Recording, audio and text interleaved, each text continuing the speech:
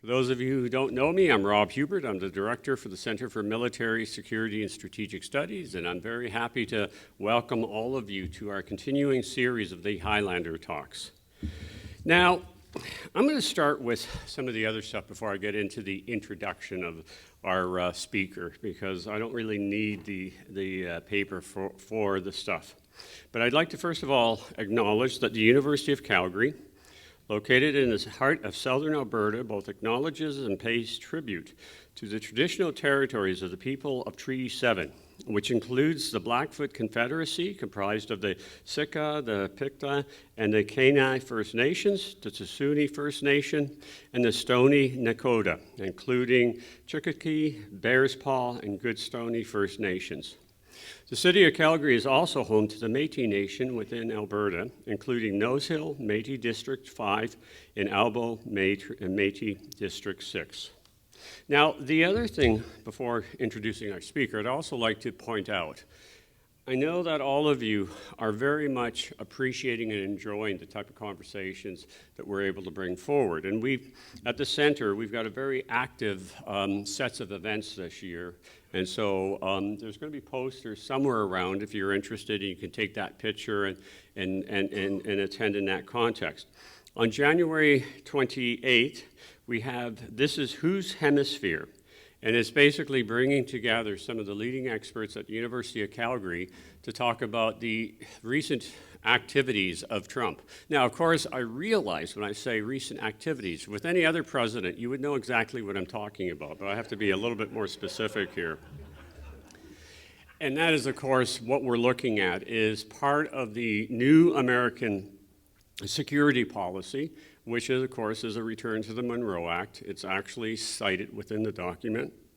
And, of course, the actions that he has taken against Venezuela, in which he says he is now planning for Cuba. And so people such as Dr. Berkeson, who's somewhere hiding in here, Dr. Ferris, a whole sort of University of Calgary experts on this subject will be speaking. On February 25th, we actually have two events. We have a panel discussion at 3 p.m. and a separate public lecture, both on the Golden Dome and Canada's place within it.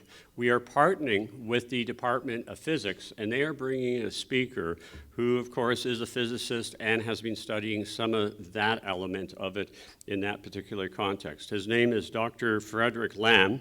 He's a physicist. We are also having myself and Gavin John. And Gavin is in the audience here too as well. For those of you that have been following the recent stories in the Globe and Mail, particularly the stories that broke the issue on the Golden Dome, the stories that, of course, also talked about the way that Canada is now preparing how to fight the Americans. Gavin is the author of that, well, he's co-author of the U.S. Coming War with Us, but he was also the author of the story that broke how much we've been cooperating with the Americans. So Gavin is a very good person to talk to, easy talking, and also, of course, with CMSS. The next Highlander talk, I'm very happy to let you know, it will be Murray Brewster, who will be coming on March 19th.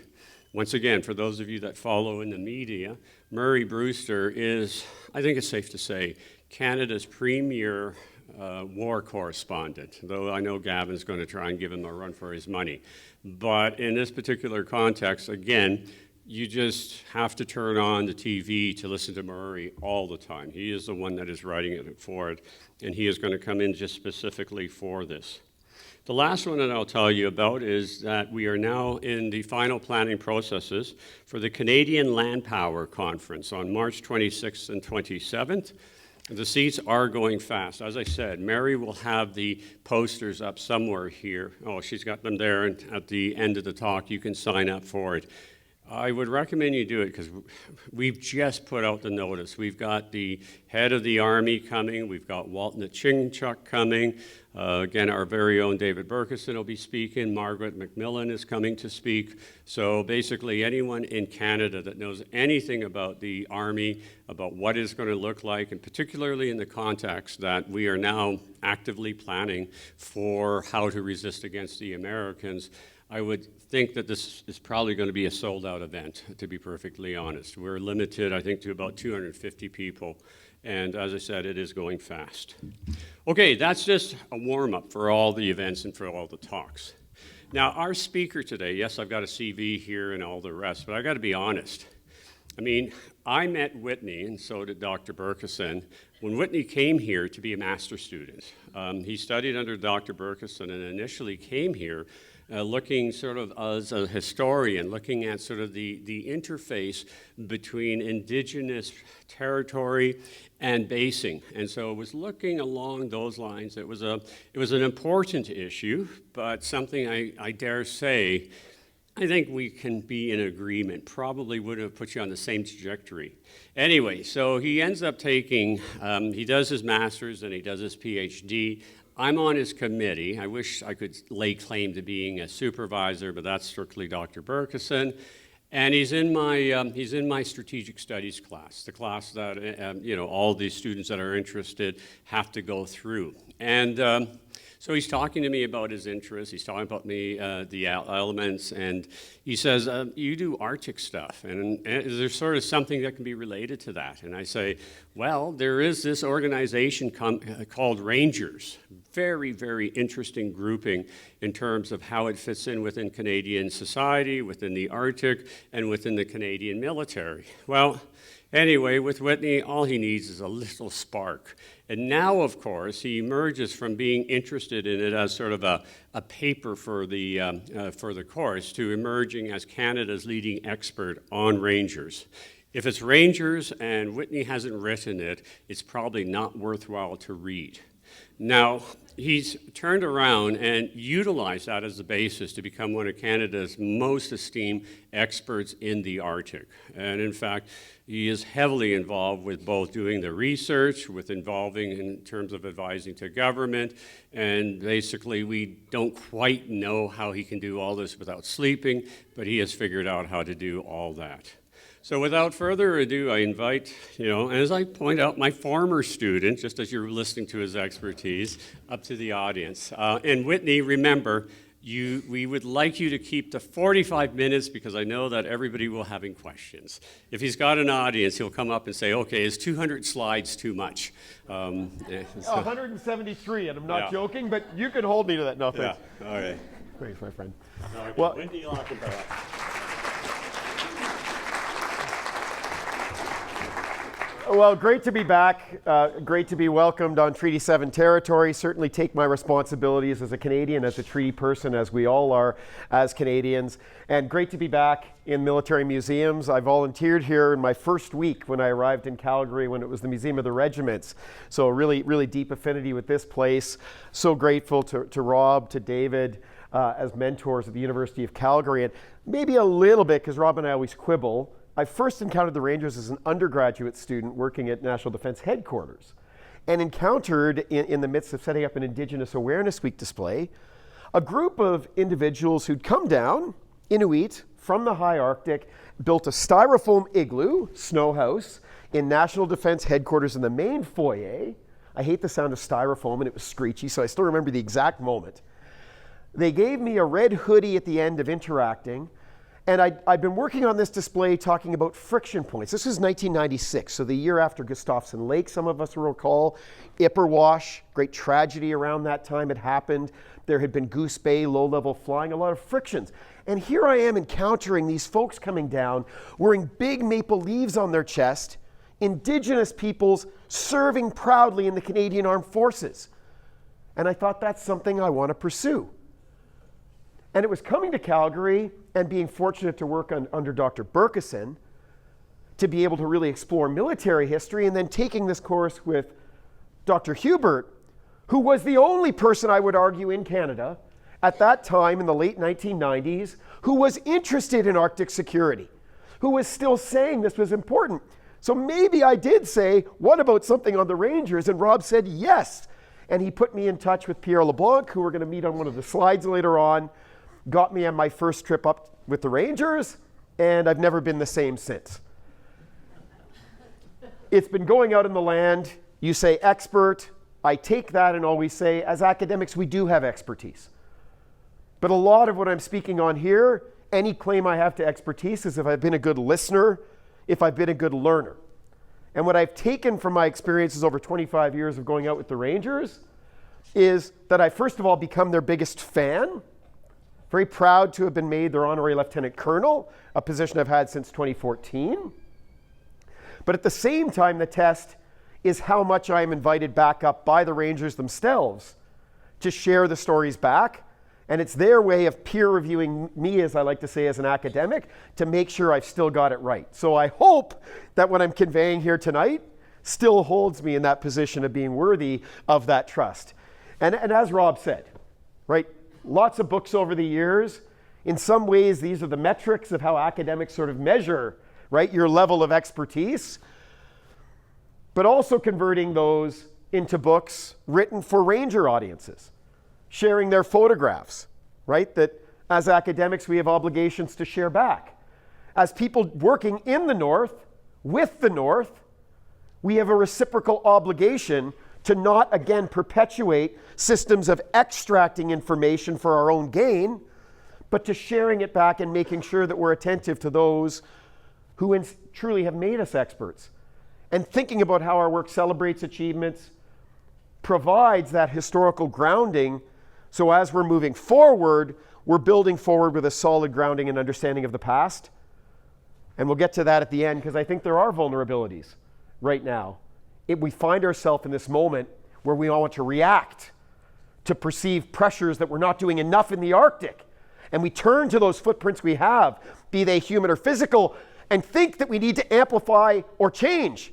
And my point's going to be, if it ain't broken, don't break it. But there's a tendency to want to do so. So I love the Rangers. I was enamored from the onset, thinking, this is something I've never seen before. We often misuse that word unique. So when I say the Rangers are unique, I mean it. There's no other organization like the Rangers anywhere else on this planet. There's a reason why last night I'm with all the Nordic ambassadors in Yellowknife, and they're all asking questions about the Rangers as a model that may inspire different aspects of where they are going with their own forces and ways of bringing more people in to a form of service that's suited to the diversity of their populations.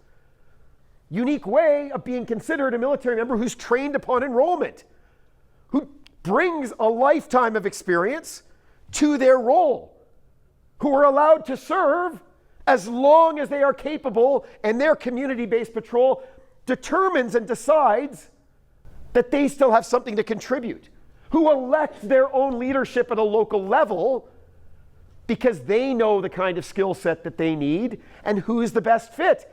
Not always the oldest person. Sometimes it's a young person who looks to the back of the room. And if it's Inuit, they might get the eyebrows being lifted or the nose being scrunched to tell them yes or no. And you see them changing and adjusting responsive to the knowledge keepers. Where Indigenous, they bring Indigenous knowledge, local knowledge. They're a reflection of diversity.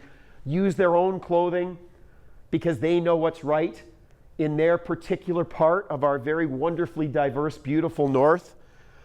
And then they're compensated to use their own vehicles and equipment for the most part when they're operating.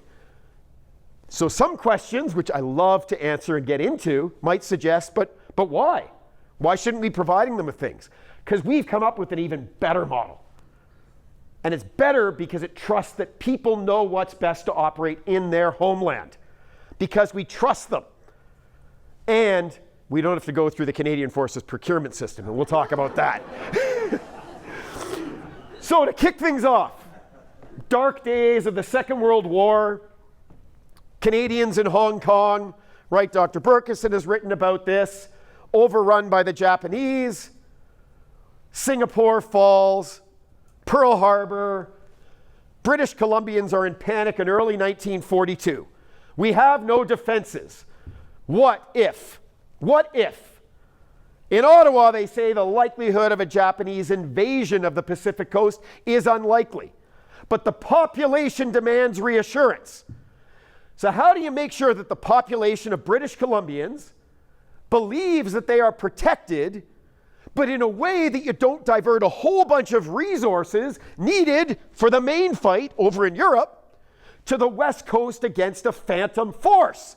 I'm not talking Russian and Chinese ships all around Greenland, but we might draw that kind of an analogy, right? So there are risks, but the assessment says maybe it's going to be hit and run, maybe it's going to be strategic diversion. How do you get British Columbians to believe they're protected? And if there is a small incursion, how do you mobilize the expertise, the knowledge, the people who are already staying behind because they're too young or too old for service, or they're working in essential industries like logging and fisheries and other things, which are essential to a collective total war effort? How do you tap into that and build a citizen force that will remain in place in their local areas, get maybe minimal training, minimal equipment, because you don't want to take away from your overall force, right? And provide reassurance. We're going to get back to that because we are shitty as Canadians at providing reassurance to people in remote areas to remind them that they are protected by Canadians. So the model, built off the Home Guard in Britain, Swiss force, a whole bunch of different draws, was what if we turn and create a Pacific Coast Militia Rangers organization who live in an area so they're up to date on what kind of infrastructure exists, resources, the different people with different skill sets. They can be eyes and ears. So what do we really need? Strategic reconnaissance screens, right? People who are out there who know what's unusual in their environment because they live in it every single day.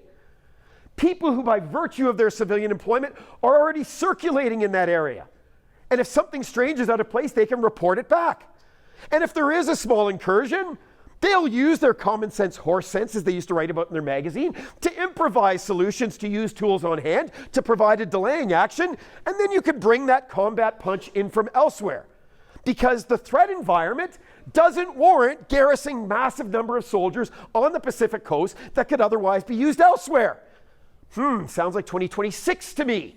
Sending thousands of Canadian troops to garrison Iqaluit, who can't be sent to Latvia or can't be sent to the Indo-Pacific, is not a good use of resources because the Russians cannot invade Baffin Island like they can Ukraine or Poland. In case of emergency, let them work with regular forces who will come in. They can serve as guides, subject matter experts. They can train with them in a minimal way, but trust that as parts of the overall defense team, this will make sense. Hugely popular in British Columbia.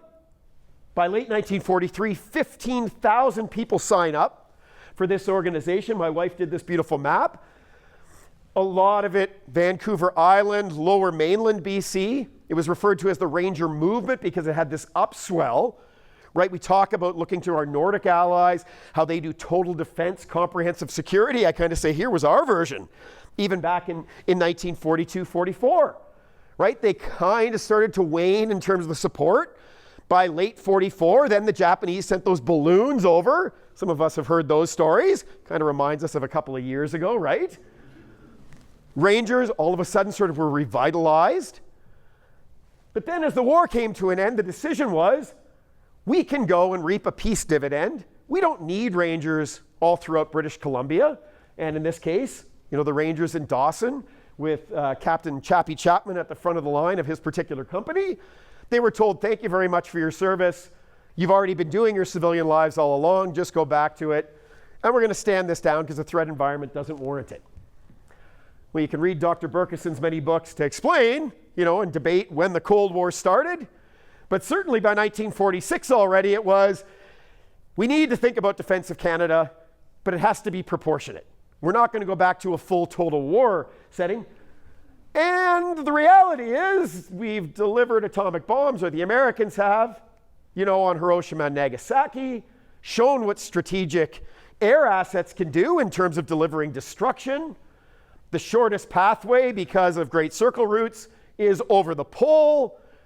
We've got to pull out polar projection maps, and we've got to think about what Canada's going to do to protect against that vector of attack. Well, do we worry about a land invasion? I'm not going to get into details. We did an exercise in 1946.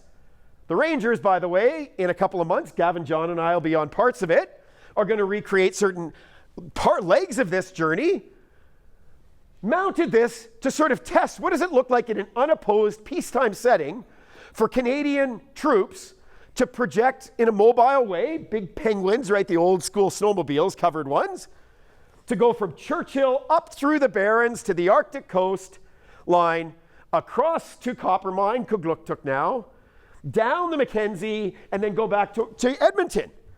We did it. It was epic. The book will be out next year, I hope.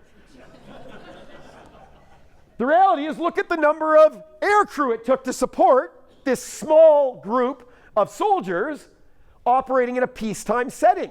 The conclusion was, we can do it, but it's a heck of a lot of resources, and if it takes us this much effort, no one else can possibly invade us through our Arctic. I'm going to get to Gavin and John and I and what we experienced on Ellesmere Island this summer. Don't think that's changed in 2026, right? So the idea is, doesn't make sense to garrison massive numbers of regular force soldiers in the north or move massive numbers of primary reserve soldiers up to the Arctic if you're not going to face a massive invasion. What do? Colonel Keane in Western Command. What we don't want, what we don't need, are like further organized military bodies supplementing active and reserve force. We don't need to recreate the South and the North. We need small groups of specially adapted people who are interested in defending their country, their homeland. And then we can benefit from the knowledge that they have and their faculties, their creativity in the area. And if we try to make them too military, we will certainly lose by it. Keep that one in mind. 1947, Bob Keane. Brilliant, right? How do you tap into the wisdom, the expertise, but thinking that it's going to be different when you go outside of the population belt? So the idea was, this makes sense. Okay, we had that Pacific Coast Militia Ranger concept. So 1947, let's try it out and extend it, but not limit it to the Pacific Coast now. Let's build this as a national force. The consideration being, it has to be isolated areas. Nothing in the main population belt, not lower mainland BC. The British Columbians tried to get it recreated there. No way, right? We're talking northern, isolated, and coastal areas. In war, kind of do the same role as the Pacific Coast Militia Rangers did in peacetime. Provide guides to troops on exercises, plan local defense schemes, sure, collect detailed information about your local area. Information is good to have, and provide rescue parties, civilians, military, as required.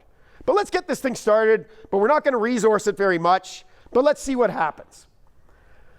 So 1947, reach out to Dawson City in the Yukon, my favorite town in Canada, right? Go there. It turns out Chappie Chapman had been the local company captain during the Second World War. His brother was the RCMP constable in town, so it was easy to get a security clearance cleared. Some of you might have had to grapple with getting security clearances these days in Ottawa. Not easy. 47, not as bad, but expedited. And the idea was, we'll start here, and then soon after in Whitehorse. And we'll pick a couple of key people in the communities. He ran one of the general stores in town, so he had a broad network in town. Taylor Drury, T.H. Taylor, goes out and starts going and connecting with people out of Whitehorse, out of Dawson. Started off really modest. No real supports put in place. They're given a rifle, Lee Enfield Mark 7. At the time, 100 rounds, eventually 200 rounds of ammunition. And they came up with local activities, sort of skirmishes to get together and figure out what they were going to do. Not a ton of direction. You got a picture here of very illustrious Alex Van Bibber. If you go to the McBride Museum in downtown Whitehorse, he's got a huge set of displays. The albino moose that's shot there, famous thing, that's Alex. He told me all about this, regaled me with stories. It was really low-keyed. And he served until he passed away, his dying day, at the age of 98. And was buried in his Ranger Red hoodie. It was core to who he is and one of the most famous Yukoners, and truly a living legend. Starts off in the West, lest we think it's only an Arctic, like territorial organization.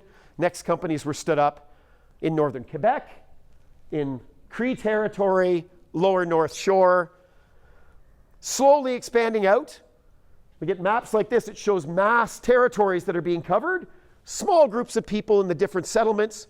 If we look up in Nunavik now, Inuit territory in northern Quebec, People weren't living, for the most part, in settlements, still living on the land, following a seasonal cycle.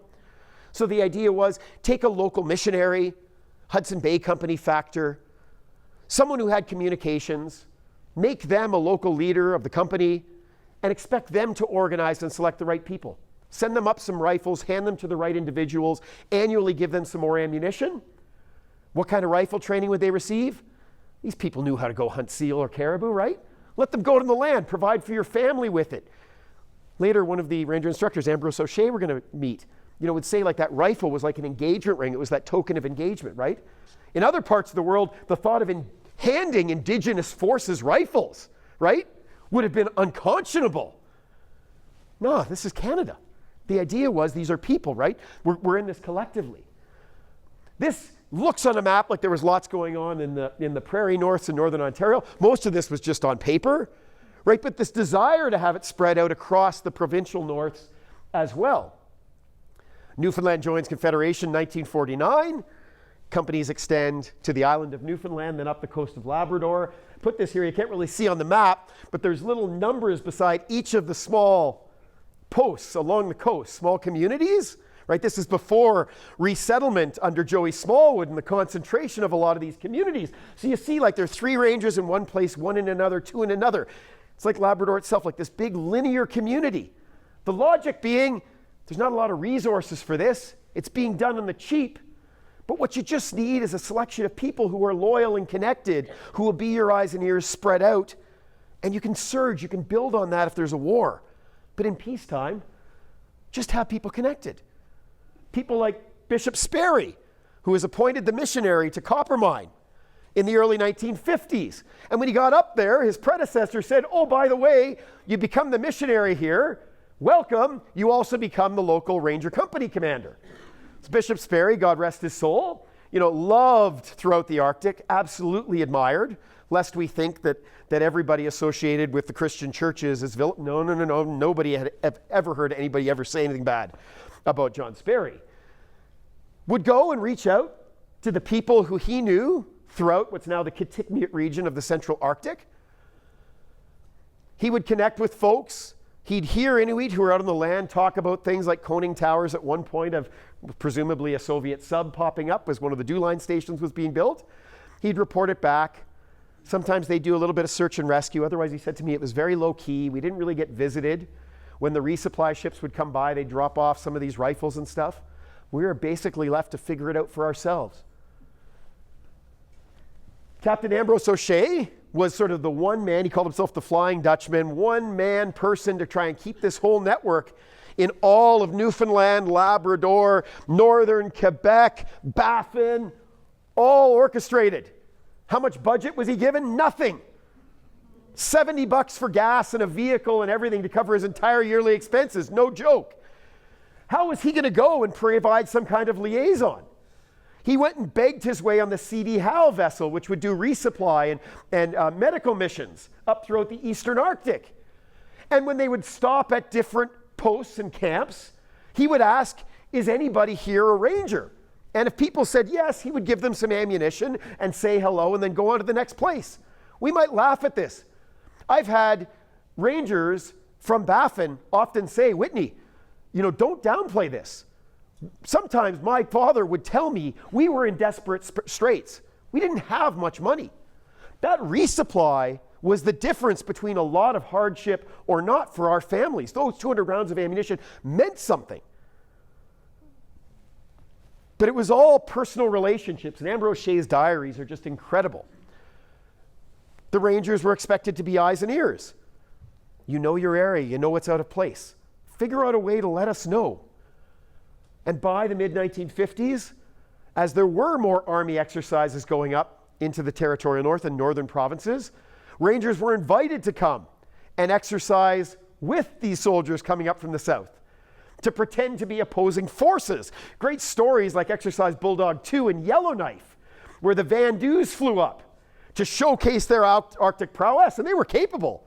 But they weren't as capable as the Rangers, who had Jake Woolger and Ernie Boffa, two great bush pilots operating out of Yellowknife, who brilliantly filled their small planes with a bunch of soot, flew over top of the Van Duys, dropped a bunch of the coal soot on them, so they were all black. So as soon as they all popped up, they were immediately noticed. The Rangers all popped out of the snow and said, "Gotcha." And a classic story, right? But again, knowing your land, and you started to see these soldiers saying, "Wow, these people bring something." Sure, they're not trained up like we are as regular force soldiers or primary reservists, but they know their area and they're resourceful and they're helpful. So by 1956, you actually had quite a breadth of this national network extending out. Not a ton of numbers, but a lot of sort of breadth of the country and this vision that the Rangers could play a role. And then the equation changed, right? 1953, David will hold me to this, right? The Soviets detonate a thermonuclear weapon. Eisenhower says we need to change things. We need to start not just about deterrence by punishment, but deterrence by denial as well. Mostly, though, it's going to be protecting our ability to punish the Soviets, to send them to oblivion if they dare attack us, which means we need to have sufficient warning to detect their planes as they're coming over the pole so we can send our planes up first and go and knock them off the face of the earth and make our planet rendered uninhabitable for human beings, I guess, right? How do you do that? If the main route is over the poles, we're going to build a series of radar chains, right? Pine Tree Line along the 49th parallel, Mid-Canada Line, Provincial North, and then the Distant Early Warning Line, built in a crash program from 1955 to 1957. Incredible feat of geographic engineering, plan sequence down to the minutest details. Bold, audacious, built on the fly. All of the technology was not worked out when they were already building those geodesic domes that they became synonymous with. The way we should be doing things today. Take a chance, go out there, know your intent, and trust that you're going to sort it out.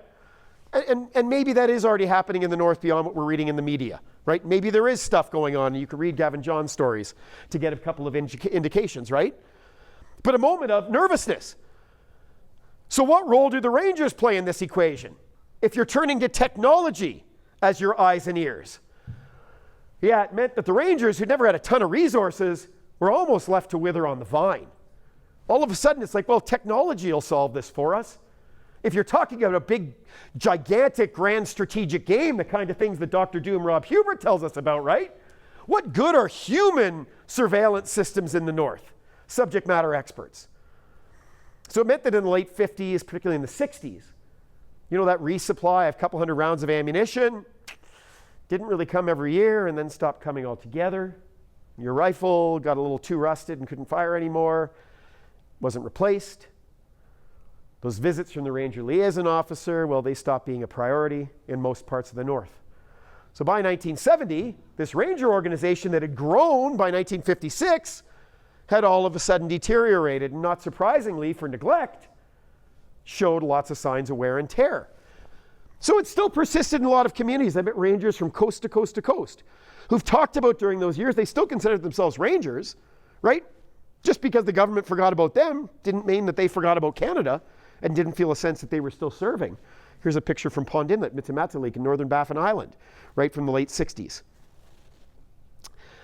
1969, 1970, right? Obviously a Calgary oil patch connection here. SS Manhattan, test run through Canada's historic internal waters, which the Americans call the Northwest Passage, and we do sometimes too, right? To test the feasibility of carrying oil from the North Slope of Alaska through our waters to the east. Launched a bit of a sovereignty, discussion in Canada. The Americans said, we have the right to go through here and it's an international strait. And we said, no, we don't think you do, but we don't really want to take a clear stand yet, but we don't think you do, and there are waters. Okay, what are we going to do about it? Major Bill Sterling says sovereignty's in the news, the Arctic is on people's minds. Let's go figure out what's going on with these Rangers. So he goes and visits and says, oh my gosh, of the 61 communities supposedly active, we only have 17 who are actually doing anything here.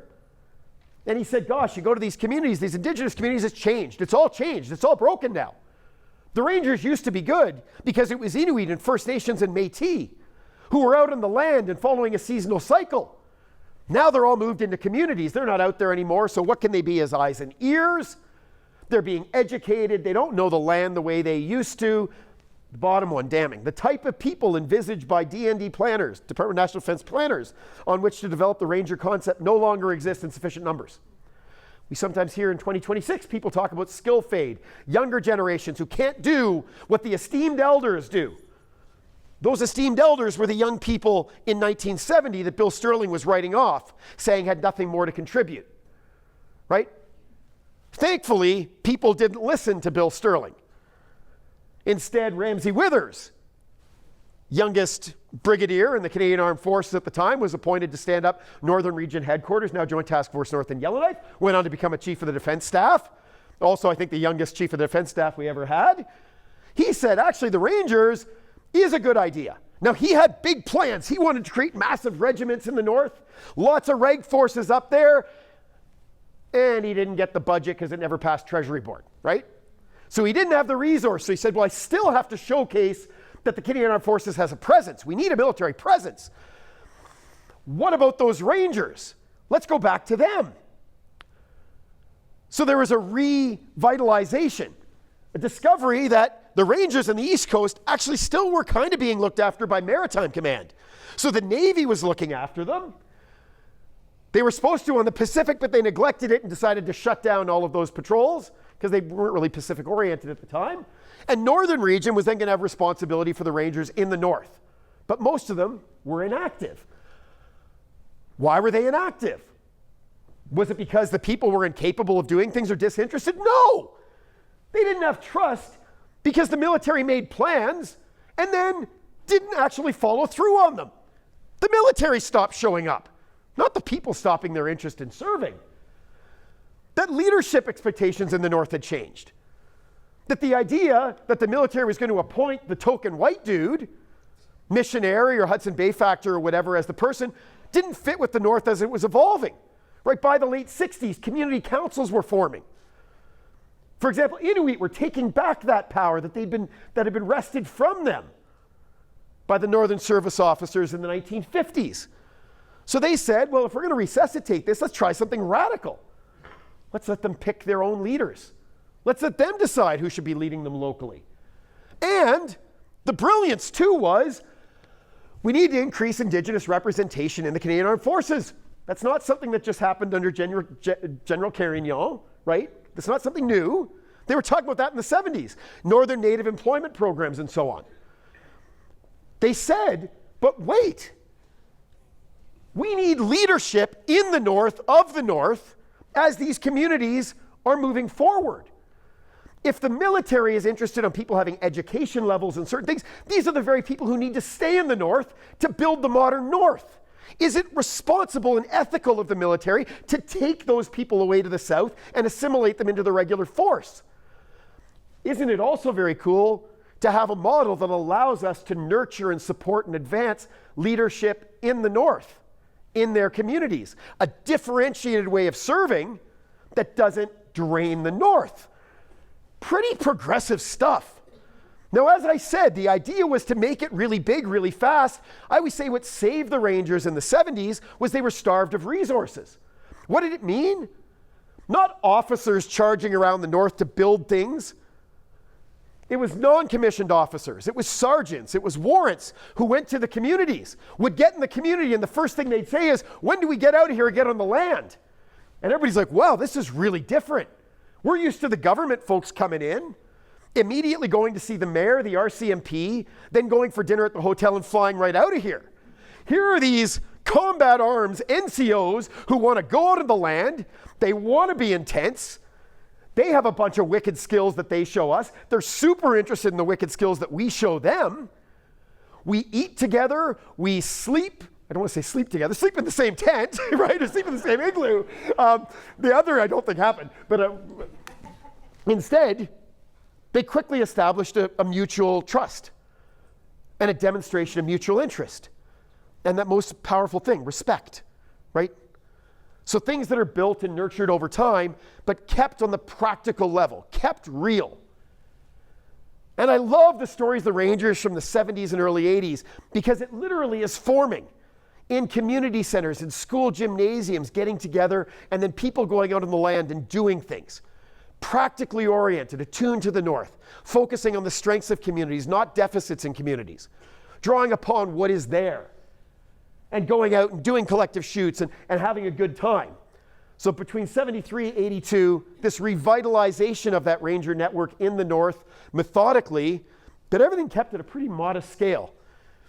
But the pride being reinstilled, and the diversity of the North, Inuit, First Nations, Métis, non-Indigenous, right? Everybody having a place.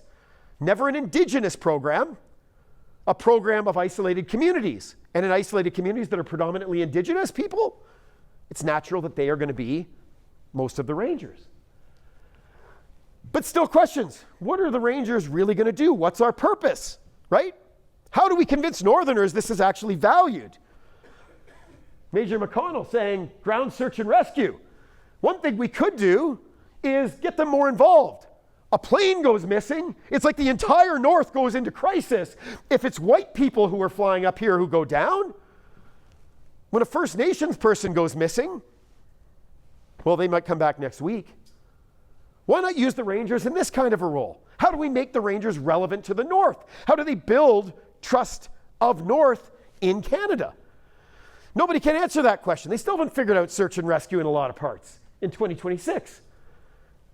But a recognition that the Rangers, were valued. Being presented with the Canadian Forces decorations, their CDs, for the first time in the early 80s. So Ranger support is there, growing modestly. Then we have the Polar Sea incident in 1985. Professor Hubert wrote his dissertation on this. Triggers another sovereignty crisis. It's the Americans coming through. They weren't calling us the 51st state at that time, right? It was a narrow issue relating to the Northwest Passage. Reasonable reasons. They needed to send their Coast Guard vessel through to Greenland to resupply their base at Thule, now Pituffik, right? We've read about that in the news a lot the last few days. They actually asked us, Professor Hubert showed us, right? They asked us if we could go resupply the base, which we do every year, by the way, with our Coast Guard. And we said, no, we don't have the capability. We're tied up in other things. They came through, launched a bit of a crisis. Joe Clark, great statesman, certainly on the 10th of September, 1985, one of the great speeches. Canada's sovereignty in the Arctic indivisible, land, sea, ice, now mobilizing Inuit as rights holders, as the basis for our sovereignty. This is a big moment, right? We're tethering sovereignty to an Indigenous homeland, but also saying all of that Arctic, including those waters that the Americans say they can just go through without asking us, that's all Canada. We drew, effective 1st of January 86, baselines around our islands to say everything in there has always been Canadian. And this is the position we still have today. I liked, if any of you noticed Steve Bannon's tweet the other day, he said, the Americans are going to get ownership of Canada because we need ownership of the Northwest Passage. I'm like, thank you, Steve Bannon, for finally having somebody in an American administration recognizing we have ownership over our historic internal waters. Go, Steve Bannon! Oh, and then he said we're an existential threat because we're a country of immigrants. But okay, that kind of, no, Steve Bannon, sorry. So the idea is, Polar Sea goes through, we need to demonstrate sovereignty. It's the Americans. It's a Coast Guard icebreaker. What resources do we have in the North? We have the Rangers. Let's showcase them. We began to see an increasing tempo of military activities in the late 1980s around that white paper that came out in 87. Rangers involved in things like exercise, lightning strike. And then the big policy document dropping in 87 under Brian Mulroney. Canadian Rangers will be expanded, their equipment improved. Their significance as a surveillance force and a visible expression of sovereignty requires expansion and improvement. Expansion, improvement. This was really welcomed at that time. Rangers underwent a dramatic growth in northern area, and now they were directly connected, and have been since that time, to Arctic sovereignty. They became almost inextricably linked. Wonderful journalist operating on the North, Tim Querengessner, once said, if Canadian Arctic sovereignty has a brand, it's the Rangers' red hoodie. The red hoodies started being issued to the Rangers in the early 1990s. And now they were expanded, returning back to the Yukon where they've been left to die for decades. Expansion along the Mackenzie River, to the Decho region, throughout the Sahtu region, Clicquot region. Reestablished in British Columbia in 1989. Rangers going over to Land Forces Quebec area when that was stood up in 1992 and 93, reestablishing the Rangers in Northern Ontario. This was a tense time, right? Oka had just happened.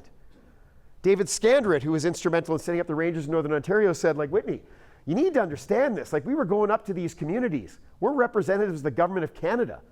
There was a lot of stress and a lot of strain, right? To be welcomed in, to be invited in, and to see this take off with such support was something that was really remarkable, subtly going on behind the scenes. Equally revolutionary, women in the early 1990s finally being recognized that they also have much to contribute. Quietly, this means that women now represent more than 25% of Canadian Rangers. That's the goal for the entire Canadian Armed Forces, right? That we've come nowhere close to achieving. Quietly, naturally, with no quotas. It's happened throughout the Canadian Rangers, pardon me. Also champions, Pierre LeBlanc, Rob Hubert's great friend, going from Chief of Reserves and Cadets in Ottawa, being sent up to Yellowknife and deciding to do bold things, suggesting we have those North Warning System radars, the old DEW line being retooled. Rangers are up there, why not have them go and do monitoring of those sites to see if polar bears have broken in to make sure everything's working, because they're local resources. Rangers love this. We do it all the time. And then leveraging the trust relationship that Rangers had with their communities, because they were a known entity, led to the suggestion of the cadets program is great, but it doesn't tend to work in the North. There's education requirements for cadet leadership and other things that just mean it doesn't resonate in communities. Why not take the Canadian Rangers as a success story and use it as a way to deliver a structured federal youth program in communities through the Rangers? This is remarkable too. Late 1990s, right? The Royal Commission on Aboriginal Peoples delivered its report in 1996, shocking revelations around residential schools, hitting a lot of non-Indigenous Canadians for the first time. And then you've got the standing up the Junior Canadian Rangers. And Peter Moon, who was a longtime journalist, also worked with the Rangers in Northern Ontario, said, Whitney, think about this. You've now got First Nations, Inuit, asking to have the military come to the community and teach their kids. Even more remarkably, the trust embodied in the notion that the military, can you think of a more colonial, coercive instrument in most people's minds than a military, right? They are being invited to take children from First Nations communities down to collective, summer camps, trust in the trust of the military. Given the colonial trauma, the violence associated with residential schools and all, this is remarkable, right? I say this to be the depth of trust, that the strength of that relationship was remarkable. So by the late 1990s, it was very clear the Rangers were something that was here to stay. It was a fixture, it was working. So Canada was divided into 5 Canadian Ranger patrol groups, all of which had a very high degree of autonomy to be able to decide what was right for their area. Tons of diversity within each of these patrol groups. And they were pretty small organizations, given that for the case of 1st Canadian Ranger Patrol Group, responsible for the 3 Northern Territories, and parts of the Northern Prairies, right? You've got a very small headquarters dealing with 1,500 people that they're responsible for. But they're gaining national profile, right? 1st of April 1999, stand-up of Nunavut. Rangers were everywhere in that moment, unveiling the flags, unveiling coats of arms. Rangers were now recipients of the Special Service Medal, Ranger Bar, as a way of distinctively recognizing that they weren't going to qualify for a lot of other medals, available to CAF personnel, Canadian Armed Forces personnel, So make them distinctive. Featured on a postage stamp, the late John Mitchell looking there from Dawson, long-standing Ranger, one of the greatest Canadians in my view. So by 2000, you've got Rangers across the North, and this is drawing a 200-kilometer circle around each of the communities. So this was the time when Professor Hubert and Colonel LeBlanc were talking about the Canadian North being largely undefended. True in the sense of regular forces, perhaps. Not true in terms of Canadian Rangers serving as members of the Canadian Reserve Force in communities with lots of eyes and ears in the north, quietly going about their service, consistent with their ways of lives, their ways of knowing, being, and seeing, and the relationship still largely being vested in working with ranger instructors, those non-commissioned officers in the north.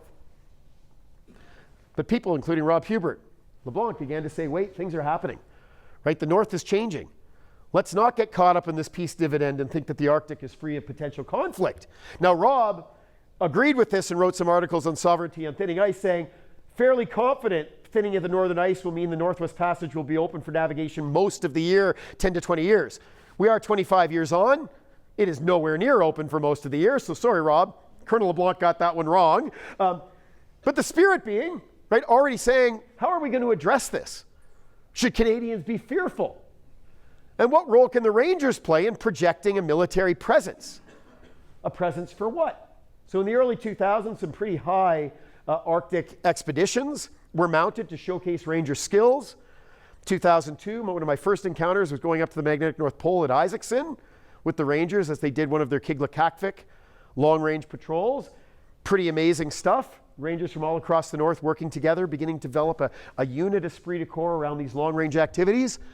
Unless we think they're easy, they're not. They are punishing, they are crushing, and the stories are epic. You can go read one of them on the NADSN website about Killam Ranger 2002. But wait, they're going and doing these patrols, right? Professor Hubert was saying, we need to understand our boundaries are contested, right? There's uncertainty. There's nervousness. God, the Danes are going to conquer Hans Island. They were more dangerous than Donald Trump taking over Kalashit Nunat, right? They're going to take the rock in Narrow Strait. Well, no, we should rest assured the Rangers were there. They planted a flag with the Minister of National Defense, with Bill Graham, when he went up there in 2005. And Hans Island, thankfully, is still ours, at least 40% of it. But races for resources, right? The Arctic is being contested. The world is challenging us. Sovereignty is being gobbled up by evil Pac-Men. I guess these are coming from the United States. And right, we're just Santa Clauses with snowballs. Stephen Harper decides to really pivot things, right? User to Lose It message 2004, one of his key comments, we're going to expand and enhance the Arctic Rangers. So it's telling. Canadian Rangers, he meant. He's clearly focused on the Arctic. Why? Because we need to exercise control. More activity means the military must have a more visible role in demonstrating a presence. And then he said, helping other government agencies respond. Okay, so we need a military presence. But what kind of military presence? What kind of threats? Is it symbolism or is it substance? So the Rangers certainly performed part of the symbolic piece of things, demonstrating a bold strategic presence. As Operation Nunalivut moved after 2007 as part of Operation Nanook, a series of exercises to project a Canadian presence in the north. The earlier exercises in the high Arctic had been Ranger-led, Ranger-driven. More and more now, you had Southern Reserve forces and regular forces coming up to join the Rangers. Slowly, these operations were taken over by those Southern elements coming north. But the Rangers were still absolutely critical in making them happen.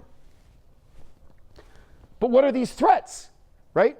Rob Hubert, the alarmist school, was ascendant in a certain period around 2005, 2007, 2008, raised a lot of awareness, right? But then by 2010, even the conservative government was saying, wait, the Arctic we want is stable, it's rules-based, clearly defined boundaries, it's about northerners, the region is kind of well managed. If that's the case, how much are you really going to invest in the north if your vision is peaceful and the threat environment doesn't mean you're expecting to be invaded? Senior military officials said the same thing. Wait. Rob Hubert's a really interesting guy. He'll get us excited. But we don't see a conventional military threat in the foreseeable future. The threats are safety. They're human security related, environmental security related. We got to be careful not to overextend our military out of what it's responsible for doing. So when we look at the high-level directives, right? They were saying no direct threat in the military security sense to our Arctic. It's climate change. It's stressors for government's ability to deliver services. It's stressors for Indigenous peoples living in the region. And for the most part, it's not going to be the military who are going to be leading, because we're a country that's not a military police state, right? What is the role of the military, and what is the role of different elements of the military? And Northerners said, it's not use it or lose it. Only a Southern Halunok would think like that. It's ours. It's our homeland. There's no way you can tell us we're not using it. We've been here forever. And there's no way you can tell it we're going to lose it, because it is ours and it has always been ours. Sovereignty begins at home. Nothing about us without us. So the Rangers fit the bill. They're known. They're visible. They're a continuous presence. Some of you may have read a CBC story a couple of days ago, brutally getting it wrong, saying there's only 100 Canadian Armed Forces personnel in the Canadian Arctic. Ignorant, inexcusably harmful to Canada in the way we think about ourselves and the way we project ourselves to others. We've got more than 1,700 serving personnel in the Canadian territories every single day of the year. And they're in the form of Canadian Rangers. They're quiet, but they're there. So the Army's intent, right, was laid out. Conduct presence patrols, demonstrate interoperability within the military, working with other government departments, further to Canada's overall strategic agenda. So the N-series operations became really solidified in the 2010s. Rangers were always involved because they provided key subject matter expertise through much of the year. We saw that one before, extending into the high Arctic. But then people who constantly remind us there's no such thing as a routine patrol. They are dangerous, they are perilous, they are demanding. There's a reason why the military talks about operations in the high Arctic being expeditionary-like operations. The support you need, the planning you need, the contingency planning, and then the resourcefulness of people on the ground who know how to manage conditions, who know how to manage anxieties, who don't lose their knowledge in the face of adversity. And Gavin and I have been direct beneficiaries of seeing what that looks like and how terrifying scenarios can be until you remember who's there on your left shoulder in her skill set and your right shoulder in his skill set, right? But Rangers do die on operations in conditions that are unpredictable, in situations that are unexpected. And they are doing so in the service of Canada, and their communities mourn them, but are also very proud of what they've done. And in both cases, right, buried in their Ranger hoodies. So we need to defend our country. We expect our Canadian Armed Forces to provide security for all of us, including Northerners. But defending against what? And the assessments repeatedly were no military threat. So we read the media today. Often people are telling us, we have been negligent. We have been negligent. We should have been investing. We should have been building up for the last 25 years. For what? What attack did we have and face in the last 25 years? What military threat did we face? We're now dealing with unexpected conditions. Would our sovereignty be stronger today if we had gone and taken all of our forces and put them in the north? Would the world be more secure? I don't think so. It was proportionate. And the Rangers made sense as part of an overall capability. Because the myth that the Canadian Arctic is undefended or the CAF doesn't have an interest or capabilities is just that. It's a myth that we perpetuate, often because we want to embarrass our political elites to invest. It's not helpful. It's being now weaponized against us. Of course, we have always had a national defense Arctic strategy. It involves basing our combat power, our kinetic forces in the south, who can be deployed up north, and who, when they get up north, can work with the Rangers who know the terrain to give them a competitive advantage over any adversary. That makes sense in a country like Canada. We cannot garrison our entire country. And we have always believed since 1948, the Gray Lecture by Louis Saint Laurent, which you can read about in Dr. Berkeson's many books, that we defeat set threats as far away from Canada as we can. And it makes sense. And I'd say it still makes sense in 2026 to not get baited into thinking that we're going to have more security and more military presence and more sovereignty unless there's a purpose and a logic behind it because the threat environment demands it. Roles, missions, and tasks of the Rangers has remained remarkably consistent over time, but with a few tweaks. Supporting sovereignty operations, assisting with domestic operations, military plans by the mid-2010s said this is a mature capability. The Army is developing other capabilities. The Rangers are known. They're mature. Mature to me means they're stable, they're predictable, they provide value add to our military enterprise. But they're not here to assist in local defense against enemy detachments. They're not trained for a combat role. We have other elements of the Canadian Armed Forces who can do that. We're not going to have them work in a law enforcement way to go and arrest people in their communities because that puts them in a conflict of interest. They are from those communities. You can't ask them to be apprehending their brothers, their aunties, and so on. And they're not needed for this. That's not the role that we envisage for the Rangers because we have that in other agencies and in other parts of the Canadian Armed Forces. So what's the Army going to do? Now this has changed recently. It was humanitarian assistance, it's disaster relief, helping out with search and rescue. What happens if a flight goes down in the north and needs to be responded to? A major air disaster, a MAJAID, a MAJMAR, a major maritime disaster, a whole bunch of other mission sets. This, of course, has happened and the Rangers have been there, right? The tragedy with First Air Flight in Resolute Bay, where the Rangers were there as part of Operation Inuk when we're amongst the first responders. A recognition that as climate change is increasing uncertainty and unpredictability in the north, demands on search and rescue have gone up. You need to be able to respond in the north. Rangers are from the communities. They know how to operate in the land under any conditions at any time of the year. They're first responders, and they're Canadian Armed Forces first responders. They provide that surveillance. They are eyes and ears. It's not just all in the electronic realm. Human eyes, ears are incredible because they're tethered to our brains. We do the processing, we do the fusion, analytic function in real time. They know what looks strange. They're great cultural advisors, they're interpreters, they're a core liaison capacity with communities, and they link the military to northern communities. They are the voice of the military in the north, they're the voice of the north in the military. That's incredible. We can take that for granted to our peril if we don't remember how much of an advantage that represents for Canada. And they're trusted, deeply trusted because they're known in the communities and they know the people all around them. So what does exercising sovereignty look like? In a Ranger sense, it's not just projecting a presence. It's quietly contributing to social development in their communities through things like the Junior Rangers, working with youth, which, of course, we don't have child soldiers in Canada. The youth are not members of the Canadian Armed Forces.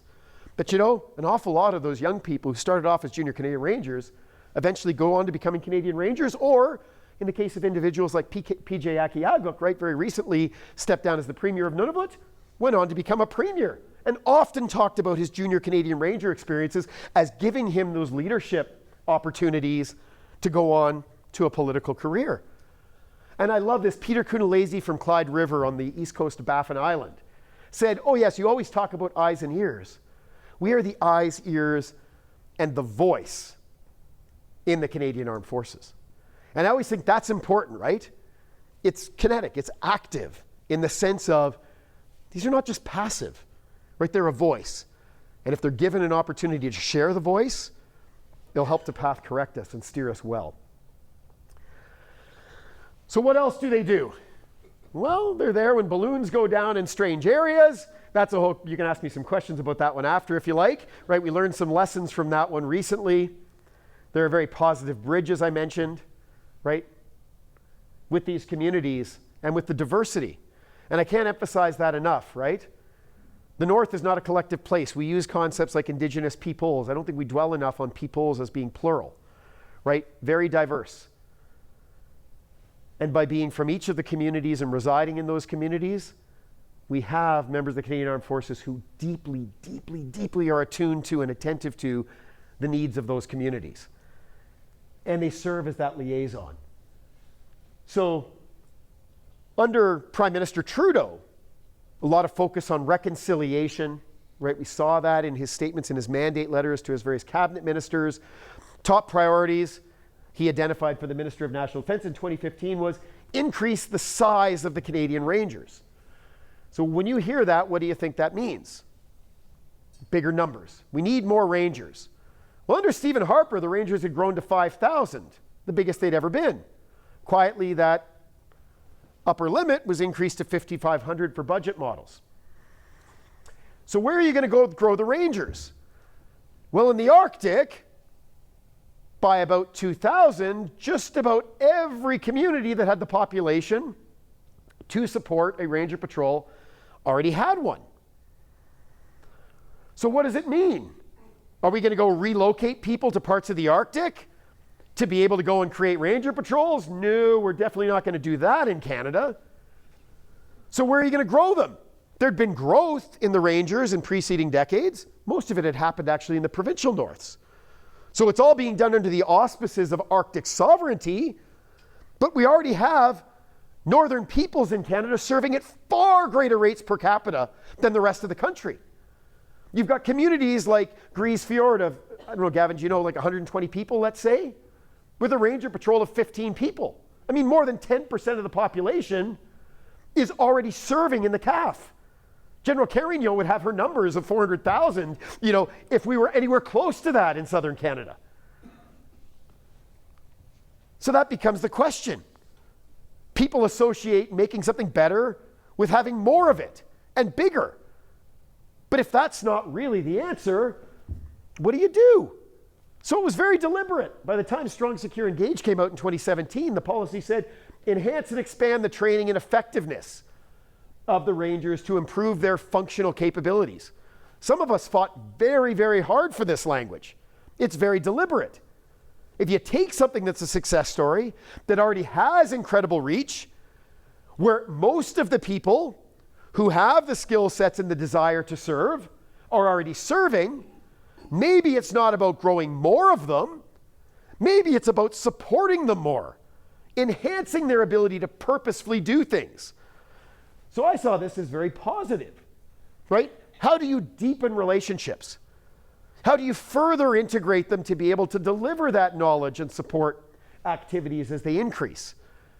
So I always say this because slides like this remind us we have more going on in the Arctic in a military sense and surveillance sense than we read about in a lot of the newspapers, right? We need journalists like Gavin John who actually get what's going on the ground and are giving us a realistic and a sober picture of what it actually looks like to be a responsible actor. And yes, Rob and I can debate how much is enough, right? We can have those discussions, but it doesn't need to start by suggesting we have nothing or downplaying what we do have. And the Rangers fit within that overall system. We need to correct Ranger misconceptions that are out there, right? They are considered trained upon enrollment, but they are trained.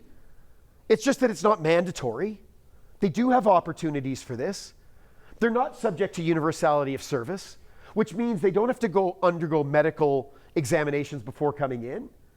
And all of this allows us to really build upon and leverage that diversity. It means we can draw upon people who might not meet what we might say are almost arbitrary metrics of allowing you to serve in southern context for combat forces. The Rangers are not soldiers. Most of them don't want to be soldiers. They're Rangers. And Rangers is Canadian Armed Forces. It's something different. They're not a northern program. They are not an Indigenous program. Drives me crazy, batty when I read politicians refer to them as such or senior military officers refer to them as such. They're not a program. They're a subcomponent of the reserves. They're an element of the Canadian Armed Forces. They are reservists. They're not quasi-military. They are military, but just a different type of military service. Like cooks are a different type of military service, right? You have your role within the system. They do situational awareness. They offer freedom of movement. They are lightly equipped, agile, mobile forces. and they contribute to resilience in their communities. And I want to leave us with this because for this part of this at least, thinking about resilience, right? Because this is a word that's in the media now that we're going to have to be focusing on what this means for Canadians. We are going to be called upon collectively to bolster our resilience. So I often think about this. It doesn't mean to be able to resist something from happening. It means when you do face some kind of shock, you have confidence and you know you have capacity to bounce forward. That you can't always prevent everything, but you need to know that collectively you're going to be okay coming out of it working together. So I've worked with a dear friend of mine, Peter Kickert, kind of like Rob's grandchild in academia, because as Rob supervised me, I supervised Pete. He's become one of my best friends and one of the most brilliant individuals out there thinking about things like resilience and how do we read what the Rangers do through these different ways that we're building resilience. So community disaster resilience, right? When I think climate change and emergency response, I don't think, well, the ice is melting in a linear way and it's just opening up. Everything's becoming much more complicated. It's becoming more unpredictable. We're seeing environmental and humanitarian disasters proliferate. In the provinces, I often think it's the provincial governments who aren't building up the capacity to respond. Shame on them. In the territories, there's no possible way, given economies of scale, that they're going to be able to address all of these challenges themselves. They're going to need help. And the Canadian Armed Forces is going to be a force of last resort or support of last resort that becomes a support of first resort in a lot of those cases. And we've seen that, right? First air flight I mentioned before, a diesel electric generator that powers the community of Penartuk on eastern Baffin Island. 2015 goes down. Yeah, that's getting close to springtime. It's still bloody winter in that community. That's really dangerous. People are going to die unless you have rangers who know people who need to get priority to get into that community center, which has the generator, because they're on breathing machines. Unless you have rangers who are there to support all the efforts to collectively bring people together who speak the language, who have the trust and confidence, helping a community bounce forward. During COVID, the rangers in their communities played a whole bunch of different roles, right? And were known. And often were the first ones to go on Facebook, getting the needle to say to everybody, by the way, you trust us, we trust that this is the best thing collectively for all of us. Yellowknife a couple of years ago, right? Those wildfires. To think we have a jurisdiction in Canada, territory, where more than 50% of the population was evacuated. Unbelievable. Rangers were absolutely essential because no one else in the community, apart from Avery Parle and his rangers, knew who to call to get porta potties when people were lined up for 8 or 9 hours waiting for flights, or who to go to the co-op to get the water to give everybody hydration while they were waiting.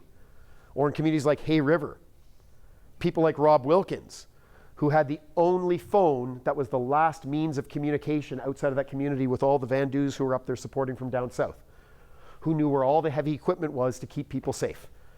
Rangers proved their mettle, and it's a story that deserves to be better known. They work because they're there.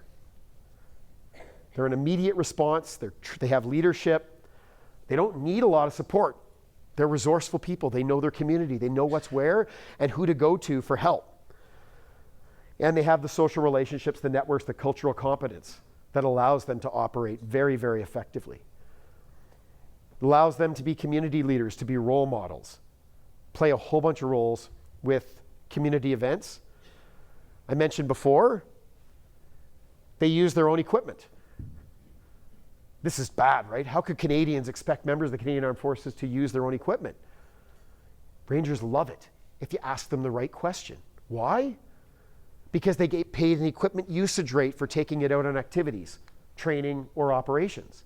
It means they get to invest the money that they're given into their own equipment. They don't have to ask anybody permission to take out. They can use it to go berry picking. They can go use it to visit families. You don't get to do that if you're a primary reservist having to sign out, your wagon here in town. It's not allowed to you. So this is really a benefit, and we can get into more stories of this. Also really looked at with admiration in their communities. I'm being told here to wrap things up. So Indigenous resilience, right? As I mentioned, a lot of these communities where the vast majority of Rangers are First Nations, Métis, Inuit. How do we build resilience amongst Indigenous communities where there is a lot of vulnerability and we know there are a lot of stressors within them? Central role given to elders, not having a mandatory retirement age. realizing the value that comes with having those individuals being able to serve as mentors and bring their unique leadership, electing their leadership as we talked about, and sharing knowledge across generations, not just with youth, but also within the Rangers themselves. So, quote here I'm not going to get to, Roger Hickaluk, one of my great heroes from Kugluktuk, recently awarded the Order of Military Merit, for his work in his community, talking about the importance of teaching and passing along information. And then, by serving, you also build up individual resilience. Each one of these individuals is having contributions to their health if we believe that getting out on the land is helpful mentally and physically. That they get pay that may not seem like a lot by our standards, but don't take away from people who in many cases are navigating the wage economy with a subsistence economy. It matters. And the fact that they're getting pay raises, all members of the Canadian Armed Forces, is something welcomed and is very positive in the North, right? Maybe it's a different kind of education, but going out with elders and diverse members of your community and being enabled to do it with military resources is a way of learning, lifelong learning, contact with nature, and then the last one's key, fate control. The ability to know that you are valued and that you have control over your destiny. So I'm not going to get to it here, but the book that's going to be coming out very soon is about Takunik, which is an operation that I was on in July for 4 weeks on Northern Ellesmere Island. So I did Team Alert. Gavin John, who's here, who may answer some questions with me if they come up, did Team Lake Hazen. So Northern Ellesmere Island. It's the first time the Rangers had been up on an operation in this part of the world for more than a decade. So we were operating out of Alert. He was operating just south of Alert. He did a dismounted patrol on foot. We did ours on ATV. We got to take some epic hero shots like this one, up on Northern Ellesmere. And I can regale you with pictures later on if we have some time after Q&A. But otherwise from there, I hope that's a bit of an overview, maybe a deeper dive than some of you might have wanted, but probably conveys to you my passion for the Rangers and seeing them as part of this total force that we have in Canada. And while individuals who are often not in the public profile, and if you know Northerners, many prefer to stay out of the spotlight. They're people for whom I'm very proud to have learned from, and they make me really proud to be Canadian. So thanks, everybody.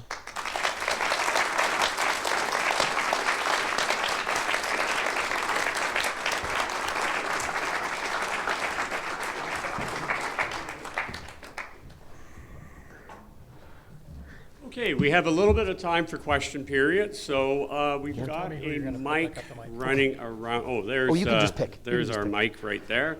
So questions? Yes, sir. Please.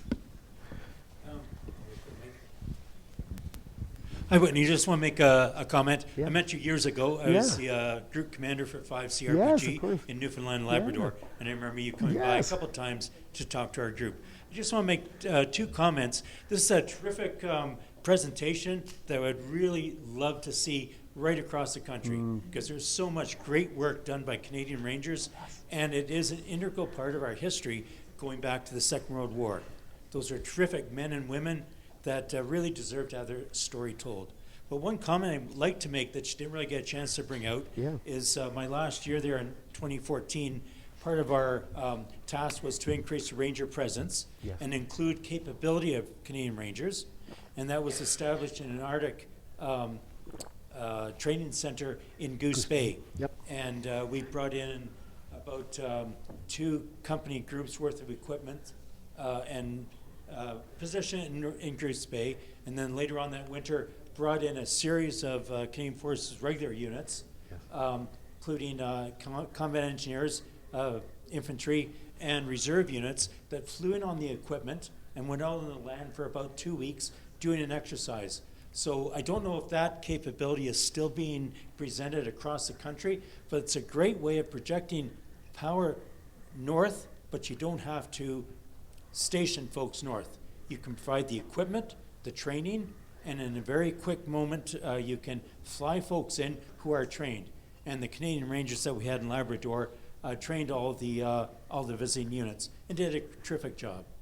So there is a really great bunch of Canadians that we often don't hear too much about. Love it. And I was happy to see when I left it was 5,000. Great if it's up to 5,500, but a great bunch of folks. So Here, thanks here. very much, and it's a story that really worth telling to others. Well, thanks, and I love it. And I have worked with the Rangers out of 5 CRPG out of Gander, where they have their headquarters. Still very active, so there's going to be a new line of operation for the Canadian Armed Forces, Operation Katimavik, I believe it's called. I'm looking to Gavin to confirm. Next year, it's going to be hosted every second year. Massive allied exercise as well. Rangers will be involved. And I believe we're going to hear an announcement that it's operating out of Goose Bay. So again, incredible facility there, often underused. I always say that the time that I became aware that climate change was not something that's going to happen, it was already real, was an operation that we colloquially called Operation Stuck, where I went out with 5 CRPG out of Goose Bay. Yeah, it got bogged down in the slob, absolutely. So when the ice, so it was all like, it blew my mind, because I associated climate change means global warming, which means, what did it mean?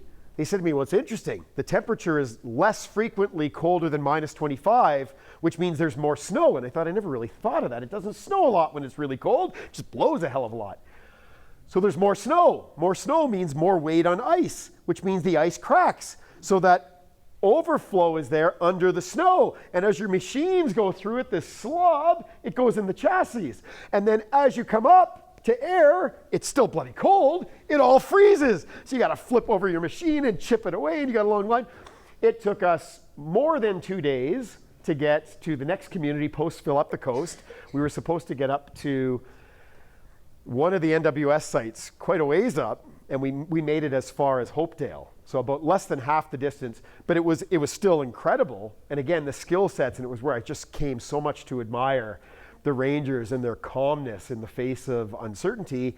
And one of my favorite comments was the one school teacher who was a Ranger in Hopedale saying, Whitney, for you, this is an adventure. For us, this is everyday life. And his other great comment was, anybody who says that we should not have rifles because they're weapons and we're not a combat force doesn't get it. You're in the North, Whitney. A rifle is a tool. It is a survival tool. Again, all these little tidbits, and yeah, wonderful. I've been out with Rangers in Cape Friels Patrol, done circles around the rock. So again, diverse. I put a lot of my later emphasis into Arctic, but important to remember, this really is a force if we think isolated coastal communities all across the country. Yeah, thanks a million. We have a question over here. Thank you. I just want to make sure I don't get shocked. Just an observation and a thank you and a question. Yeah, please. I wanted to thank you on behalf of everybody here for not outlining Greenland in orange. I think that was a nice move. On a serious note, if you have time for this, we've all been listening to that, I won't say. And as a result of that, we keep hearing that we're going to have an Arctic strategy in NATO. Can you just very quickly tell us what you think that means for us? And specifically, because I think it would involve the Rangers, but I'm curious. Absolutely does. So again, going forward, Canada has flagged in our recent Strong, Secure, Engaged Defense Policy Update, Our North Strong and Free, came out in 2023, has already identified we are supportive of NATO having more of an Arctic presence. Now, NATO has always been in the Arctic, and Article 5, so the collective security provision of NATO, has always covered the Arctic. The question was, how much do we talk about it if we don't think that this is a region that's going to be a theater of conflict? So the way I often break it down is, think about Arctic security in a more nuanced way. It includes threats through the Arctic. So they'll come from outside the region, they'll pass over or through it to strike at targets outside of it. We are going to build over-the-horizon radar to increase the breadth and fidelity of our situational awareness against emerging threats. So they're not now. We don't have hyperkinetic glide vehicles in numbers that the Russians or the Chinese possess where we are besieged. We are saying we're looking at their technological development. We need to get ahead of this to be able to detect so we can deter and defeat those systems when they come online. That is live. We had promises from Minister Anand when she was the Minister of National Defense that we were going to see generational investments in defense. Great. Our track record is not great in actually fulfilling those commitments and promises. So let's get it right this time, do those things. We will have much more capability to be able to detect and therefore come up with options to be able to deter and defeat some of these next generation things passing through our Arctic. These are related to global strategic competition. have very little to do with Arctic resources, the Northwest Passage. It's noise. If we're thinking about it as through threats, the Arctic matters because it's strategic defense in depth. Threats to the Arctic. Let's think sophisticated. So now we have a threat to Canada. We have a US president who's declared his intent to take away our sovereignty and make us a 51st state. He, I guess, has ruled out, if we believe it, military force to take Kalashit Nunat to our east, right, with whom we share a land border on Tartu Palak, Hans Island. Those are threats to the Arctic that I was not anticipating. And most people who tell me that they saw it, I say they're not being honest with us. This has been a shock. But beyond that, what are the threats to the Canadian Arctic? And there's whole other lectures, of course, I'd love to give you on that topic. They are there. Most are not in the kinetic, conventional, or nuclear military realm, in that we don't have high-value targets in the Canadian Arctic that outside of a general war, an adversary would want to take out because it would have a strategic effect. Now, they might want to take down one of our generating stations in a community, maybe hacking into the Internet of Things, right? To create a crisis in a community and to polarize Canadians and to force the government to devote a whole bunch of resources to go and deal with it. They're operating, say, icebreakers that may be conducting marine scientific research with multiple uses to it. I don't think the first answer is to send up a CF-18 and whatever the replacement may be, you know, or the Harry DeWolf class of Arctic and offshore patrol ships to go and blow that scientific icebreaker out of the water. So we have to think about who's responsible for that. The military may play a role, but it's usually not the first responder. Then we have a whole suite of threats in the Arctic. And here's where I'd say most of them relate to climate change, emergency response, and we have to think about forces trying to polarize us, hijack our debates, political interference, political influence, misinformation. We are naive if we don't think that is happening in the Arctic like it's happening in this province. And you know it is happening right now in this province. And my goal is, you know, as Canadians, it behooves us, we need to protect our right to have democratic debates where we set the agenda and we are debating our destiny together as people. Lest you say, where do the Rangers fit in all this? Rangers up on Operation Takunik, right? We're up there dealing with these kind of conditions on ATVs. Why? Checking out different sites. And Gavin John has written about this in a wonderful article in the Globe and Mail, right? On top of the world. Or what's the higher ground, pardon me. Higher ground, look it up, it's amazing. He says, because it was there in the public domain, we don't know much about what these sensor systems are, but there's going to be ones that we're doing beyond those over-the-horizon radar. So it's good to have capabilities that people can go and check out potential sites, for example. Rangers have skill sets that they can go and do that initial reconnaissance, figure out what's going to be possible. So that will help to have that infrastructure to deal with the through threats. They are capabilities on the ground where they know when something is unusual. They know an anomaly, something suspicious. That eyes, ears, voice part is key, right, to responding, identifying, and having the appropriate agencies being able to respond proportionately to a threat to our Arctic. And if there ever were an attack, Rangers would be there helping to guide our regular forces or our special forces onto target, because they are force multipliers, they are force enablers. Don't think you have to retool the Rangers to provide that combat effect. If we're struggling to do so, it's because the people they're guiding onto targets need to get more lethal and need to build up those skill sets. Don't break the Rangers, they're not broken. Let them do their job, reinforce them to do their job.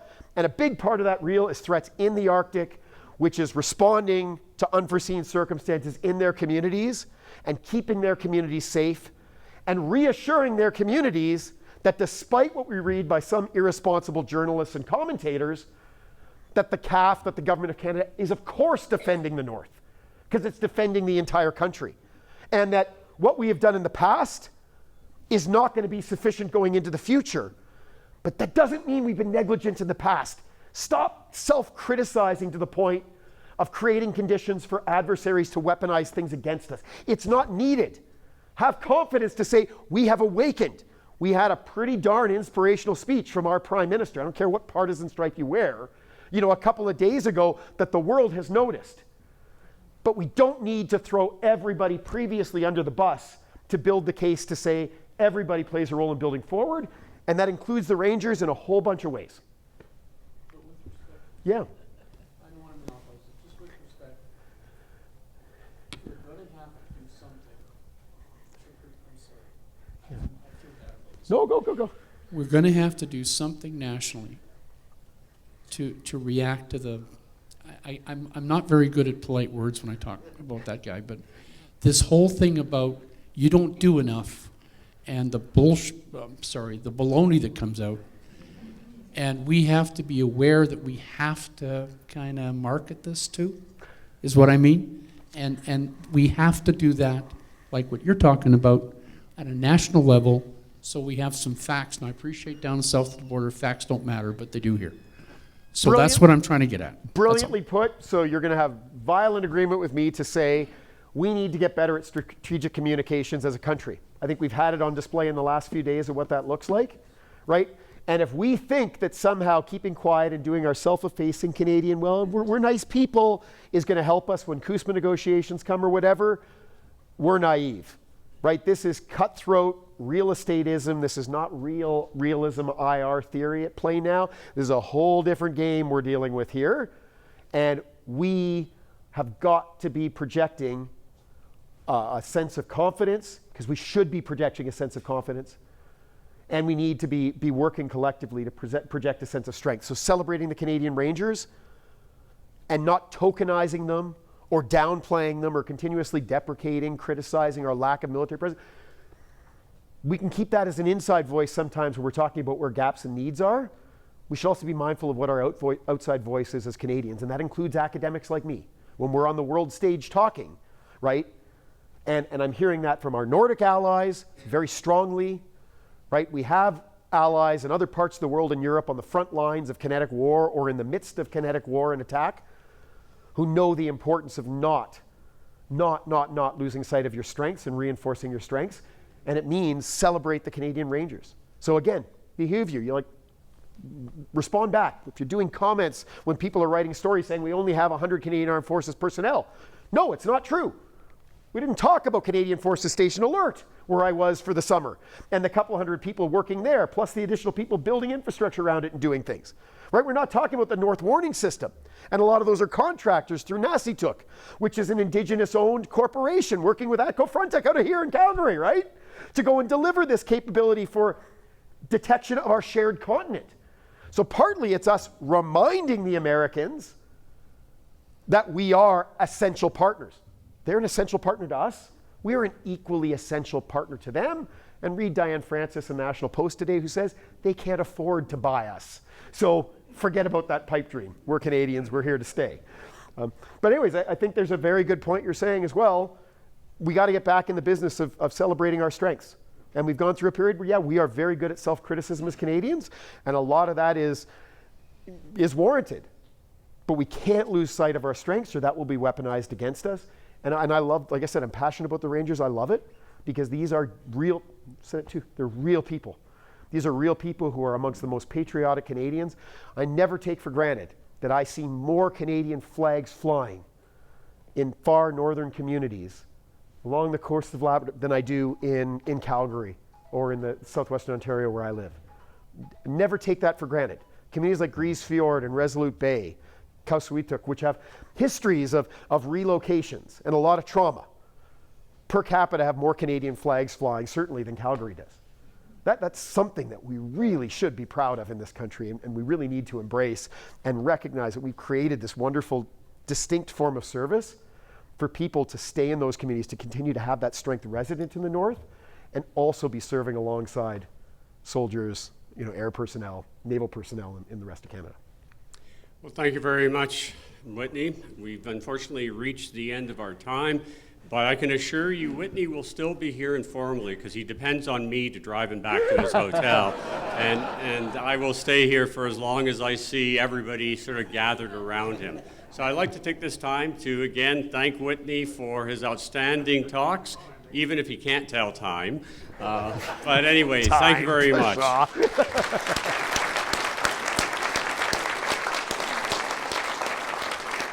Thanks, Rob.